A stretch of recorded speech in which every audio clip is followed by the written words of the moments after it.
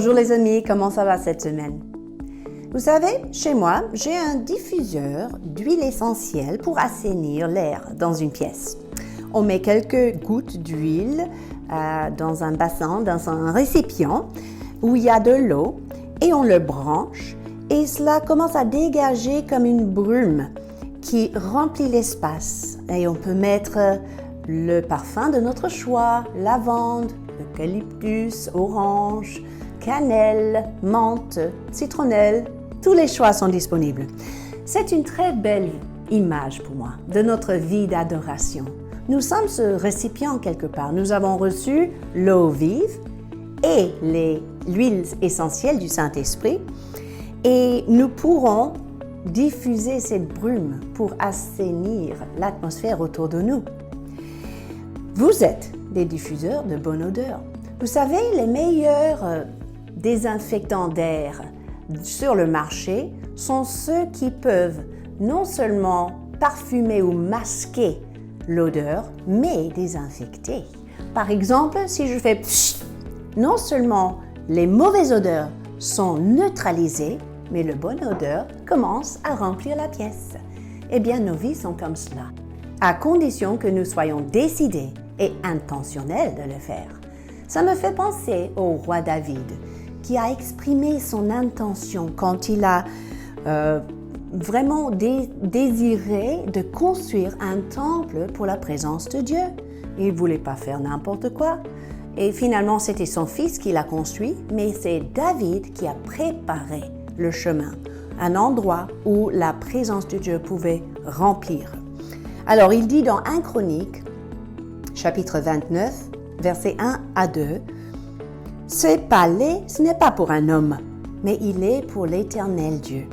J'ai mis toutes mes forces à préparer pour la maison de Dieu l'or, l'argent, l'airain, du fer, des pierres brillantes, des pierres précieuses, etc., même du marbre.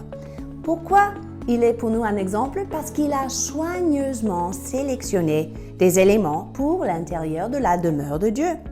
Alors ma question aujourd'hui, c'est est-ce que nous avons cette même attitude vis-à-vis de notre maison, notre cœur, notre temple, d'autres termes, le lieu où habite le Saint-Esprit?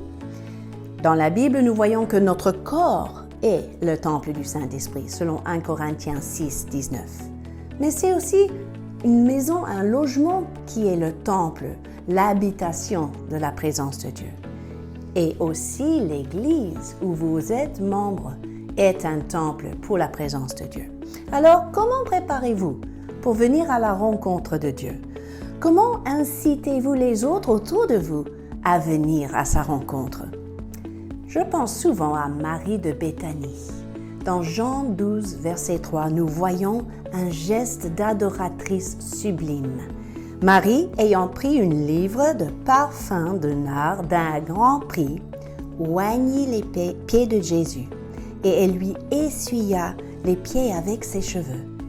Et la maison fut remplie de l'odeur de ce parfum. Est-ce que notre adoration remplit nos maisons de l'odeur de Christ? C'est un défi, mais ça vaut la peine de poursuivre, parce que nous pourrons carrément affecter l'atmosphère autour de nous. Tout acte d'adoration, en fait, qui provient d'un cœur pur, d'un cœur sincère, peut charger l'atmosphère d'une maison ou d'une famille ou d'une église.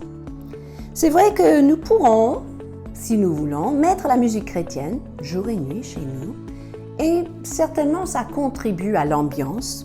Mais ce n'est pas forcément la musique en soi qui touche le cœur de Dieu. Ce n'est pas ça qui est agréable à Dieu. C'est quand nous participons à cette adoration, quand nous accompagnons la musique avec notre propre adoration. Ces derniers jours, avec le Covid, on passe beaucoup de temps à l'ordinateur pour certains qui font le télétravail. Et ça nous arrive, n'est-ce pas, de faire des petites pauses gainage ou pauses pompe, pauses balade. Si on faisait plutôt une pause adoration pendant le travail, quel effet est-ce que ça pourrait avoir sur notre travail et sur nos collègues que nous voyons sur l'écran?